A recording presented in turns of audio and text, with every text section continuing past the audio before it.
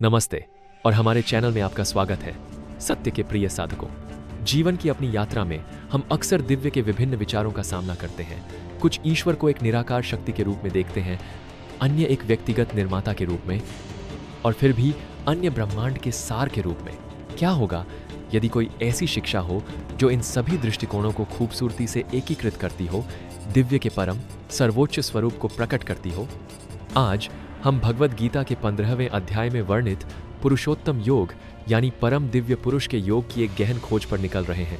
इस अध्याय को अक्सर गीता का सार माना जाता है, जो परम सत्ता के बारे में सबसे गोपनीय और मुक्तिदायक ज्ञान को प्रकट करता है।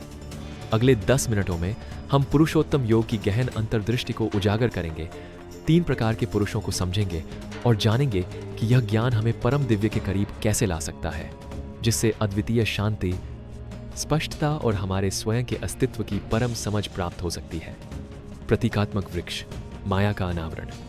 भगवान कृष्ण पुरुषोत्तम योग की शुरुआत एक अनोखे और शक्तिशाली सादृश्य के साथ करते हैं।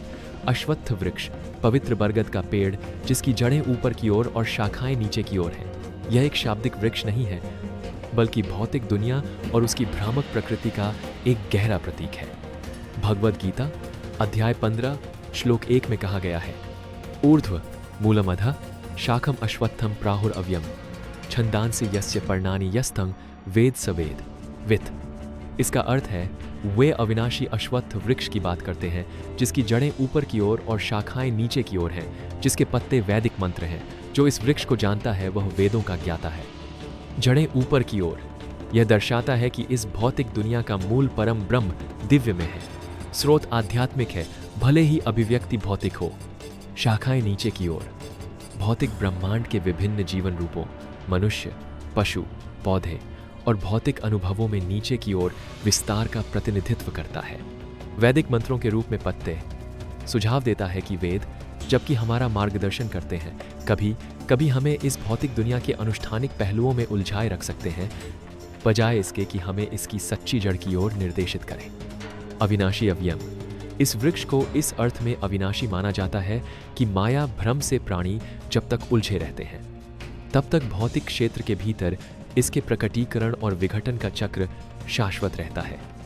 कृष्ण फिर सलाह देते हैं कि इस वृक्ष को, जो भौतिक अस्तित्व के बंधन का प्रतिनिधित्व करता है, अनासक्ति की कुल्हाड़ी से काटा जाना चाहिए।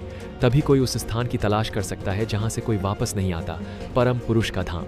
यह सादृश्य वास्तविकता की सच्ची प्रकृति और उससे हमारी मुक्ति को समझने के लिए खूबसूरती से मंच तैयार करता है। 3 पुरुष, अस्तित्व की एक पदानुक्रमित समझ। ब्रह्मांडीय वृक्ष के सादृश्य के बाद भगवान कृष्ण 3 पुरुषों, प्राणियों या सिद्धांतों की अवधारणा का परिचय देते हैं, जो सभी अस्तित्व का एक व्यापक वर्गीकरण प्रदान करते हैं। यहीं पर पुरुषोत्तम शब्द वास्तव में चमकता है। 1. क्षर पुरुष, नश्वर प्राणी। यह भौतिक दुनिया में सभी शर्तबद्ध आत्माओं को संदर्भित करता है। इसमें सभी जीवित संस्थाएं शामिल हैं, सबसे छोटे कीट से लेकर सबसे विकसित मानव तक, जो शरीरधारी हैं और इस प्रकार परिवर्तन, जन्म, मृत्यु और गुणों, भौतिक प्रकृति के तरीकों के प्रभाव के अधीन है। क्षर शब्द का अर्थ नश्वर या परिवर्तनशील है। हमारा शरीर, मन और यहाँ तक कि हमारी व्यक्तिगत पहचान भी, जैसा कि हम उन्हें भौतिक दुनिया में देखते हैं, सभी क्षर पुरुष का हिस्सा हैं। 2. अक्षर पुरुष, अविनाशी प्राणी। यह मुक्त आत्माओं को संदर्भित करता है, या वे शाश्वत व्यक्तिगत आत्माएं जो अब भौतिक दुनिया से बंधी नहीं हैं। वे गुणों के प्रभाव से परे हैं और अपनी शाश्वत आध्यात्मिक प्रकृति में स्थित हैं, एक उच्च अविनाशी धाम में निवास करते हैं।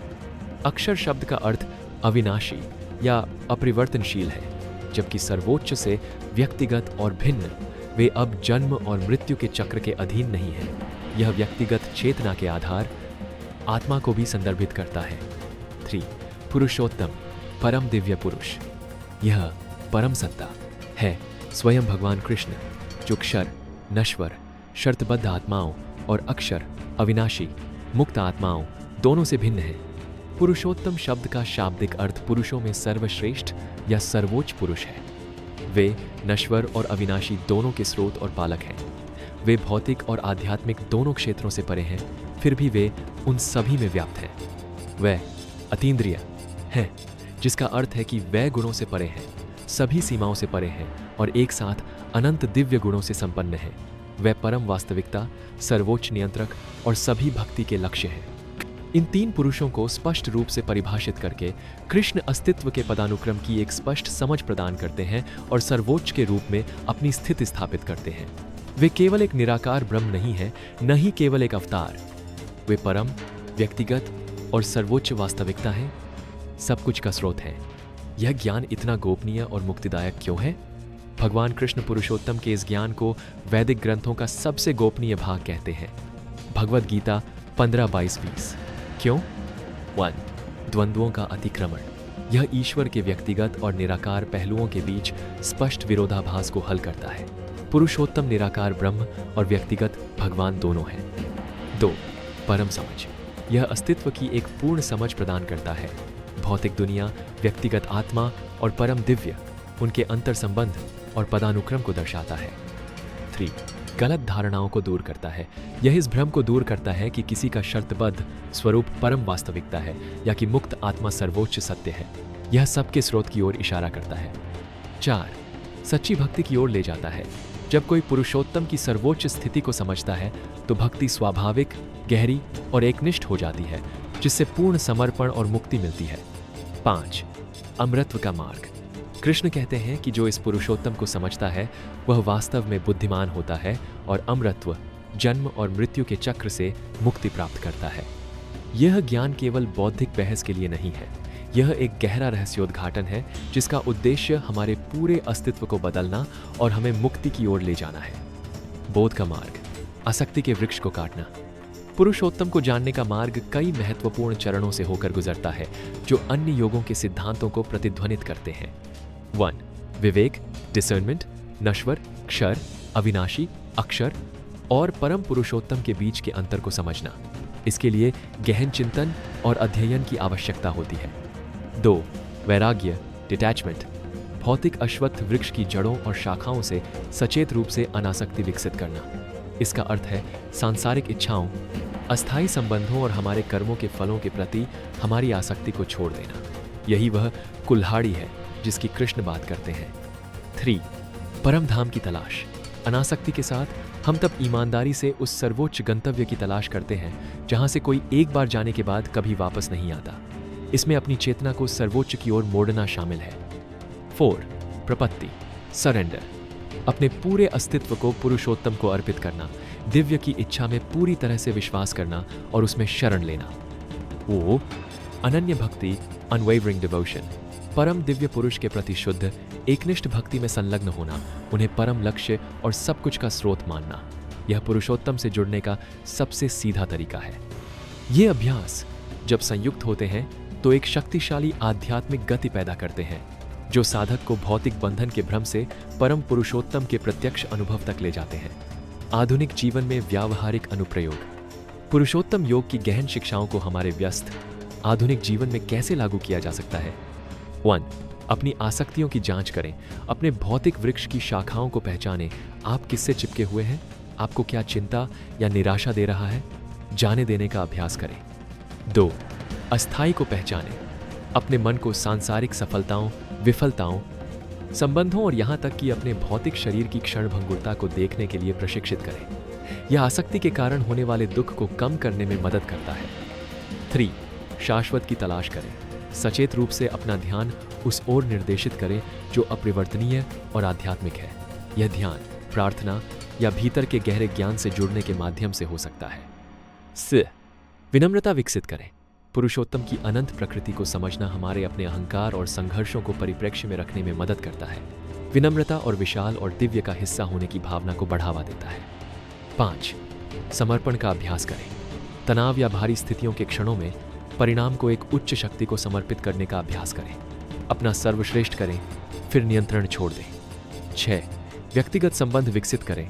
भक्ति का एक ऐसा रूप अपनाएं जो आपके साथ मेल खाता हो, चाहे वह जप हो, शांत चिंतन हो या निस्वार्थ सेवा हो, इस समझ के साथ कि आप परम पुरुषोत्तम से जुड़ रहे हैं।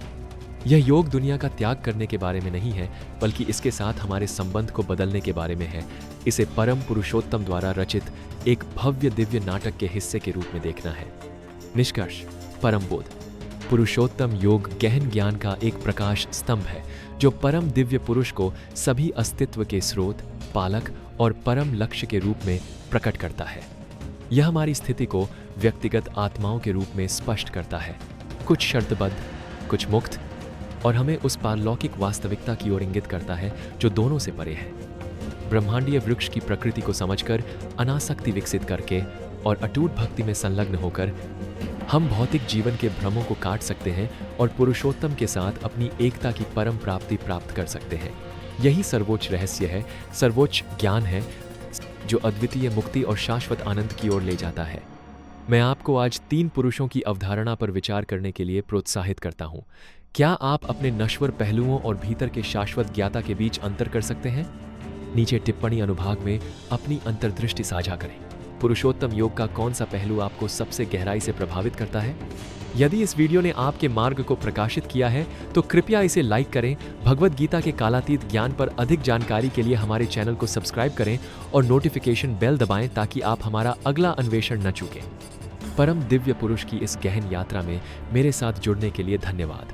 आप भीतर और बाहर पुरुषोत्तम को जानें। नमस्ते।